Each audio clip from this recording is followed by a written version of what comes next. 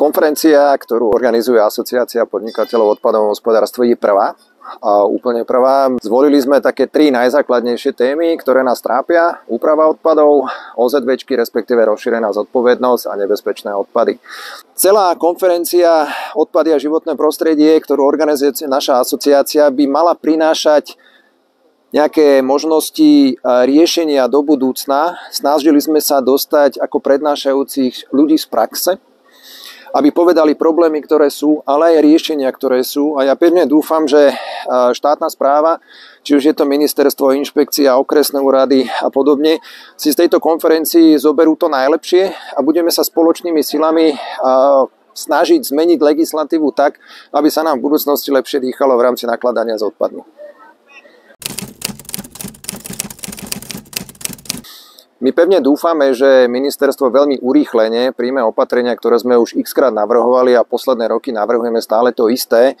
Jedna z vecí je posunutie termínu pre tých, ktorí to ešte nemajú. To znamená, že treba v legislatívnej norme upraviť posunutie termínu úpravy, lebo nie celé Slovensko je pripravené.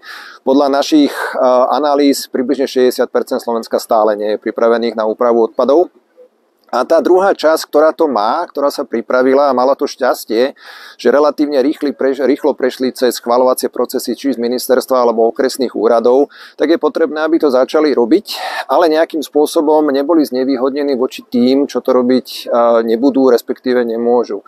Čiže v spolupráci s mestami a obcami a všetkými relevantnými združeniami sme pripravili materiál pre Ministerstvo životného prostredia, ktorý hovoril o, nazvime to, takej hybridnej forme. Znamená, že na jednej strane tí, ktorí to majú, môžu robiť úpravu, ale pri splnení minimálne jedného parametra AT4, GS21, bohužiaľ Slovensko z nášho hľadiska minimálne 2 až 3 roky nebude schopné splniť, lebo neexistuje ani tu žiadne laboratórium, ani nič, ktoré by to bolo schopné zabezpečiť.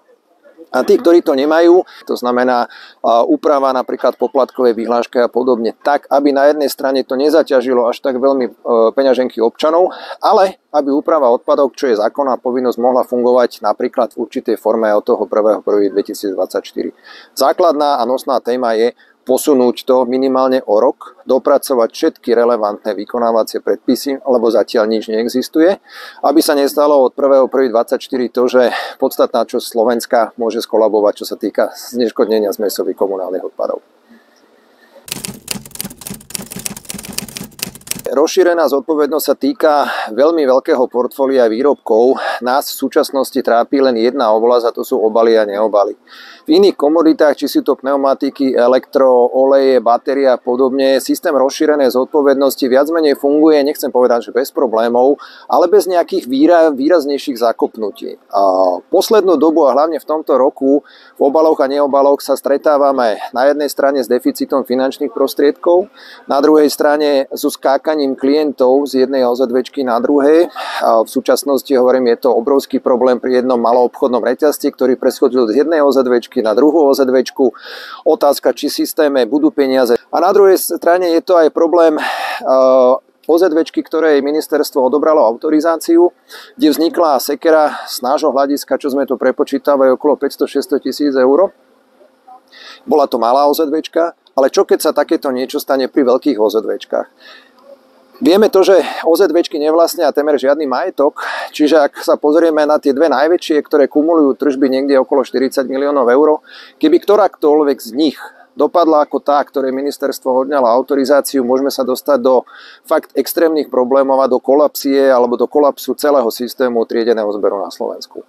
Čiže táto nosná téma druhá sa bude venovať rozšírenej zodpovednosti, ako nastaviť systém, aby sme aj my ako zberové spoločnosti, ale aj mestá a obce boli v kľude, že vieme, že máme robiť to, čo máme a budeme mať na to zaplatené. A na druhej strane, aby boli v kľude aj OZVčky, že majú svojich klientov a nebudú každé 2 roky skákať kvôli lacnejším peniazom nejakej menšej, väčšej, strednej a podobne v rámci systému rozšírenej zodpovednosti výrobcov.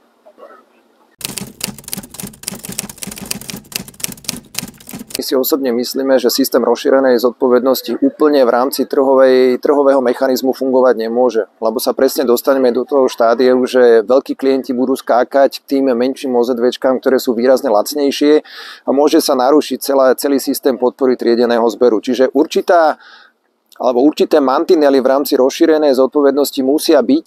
My sme v rámci komunikácie už aj navrhovali také 4 základné body. Jedna vec je určitá percentuálna limitácia veľkosti podielu OZVčky na trhu, napríklad po vzore Českej republiky, minimálne vstupné poplatky pre výrobcov, výstupné poplatky pre zberové spoločnosti a na druhej strane zaviazať zberové spoločnosti, aby dosahovali určité miery recyklácie, lebo v súčasnosti sme zistili, že časť zberových spoločností dosahuje malé ciele, časť veľké ciele, ale finančná podpora je témer rovnaká.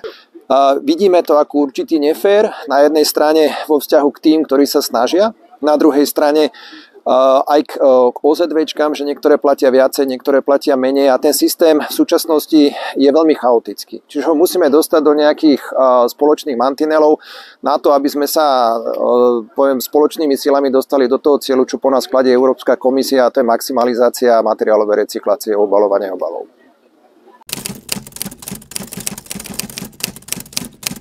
V súčasnosti sa nielen v priemysle, ale aj v komunálnej sfére potýkame s nedostatkom kapacít na spracovanie alebo zneškodnenie nebezpečných odpadov.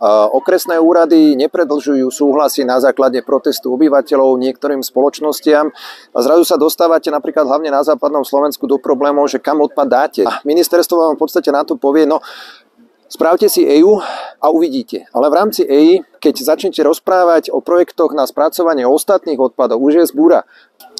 Týka sa to aj hlavne priemyselnej sfére a automobiliek. Máme, dá sa povedať, 3 veľké automobilky témer na západnom Slovensku.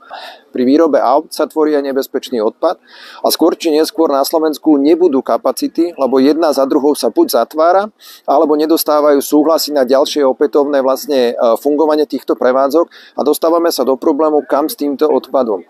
A pokiaľ v iných krajinách bude odpad lacnejší, budú tam dostatočné kapacity a štát to bude podporovať. Automobilky skôr či neskôr budú zvažovať aj kvôli odpadom odchod do iných krajín, kde budú mať bezproblémový priebeh odpadového hospodárstva. Tak, jak automobilka funguje just in time, tak aj odpadové hospodárstvo funguje just in time.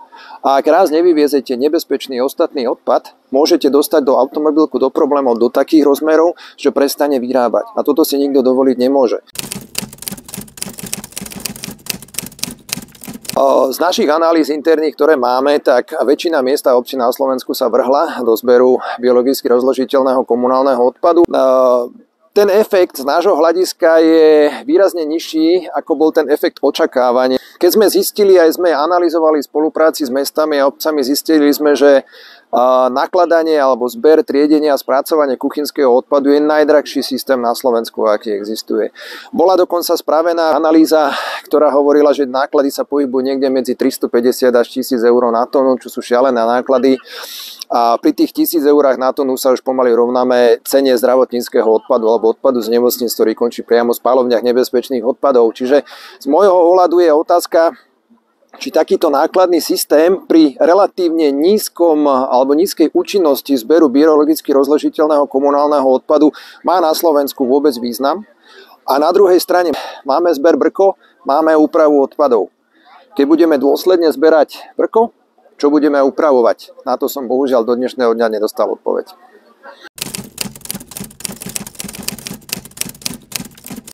To je otázka skôr na Ministerstvo životného prostredia. My sme asi jedna z mála krajín, ktorá má zber brko, má úpravu a úpravu ešte pod AT4 a GS21. Z nášho hľadiska, čisto z odborného, buď majme zber brka a nemajme úpravu, alebo majme úpravu a nemajme zber brko. Byť pápežský si ako pápež je typické síce pre Slovensko, ale vždy je to len o peniazoch. Či to slovenský spotrebiteľ bude schopný zaplatiť. Osobne si myslím, že slovenský spotrebiteľ je v súčasnosti tak zaťažený finančne, či už sú to zvýšenie hypoték, zvýšenie cen potravín, energie a všetkého ostatného, že nie som si istý, či v budúcnosti bude schopný utiahnuť aj odpadové hospodárstvo.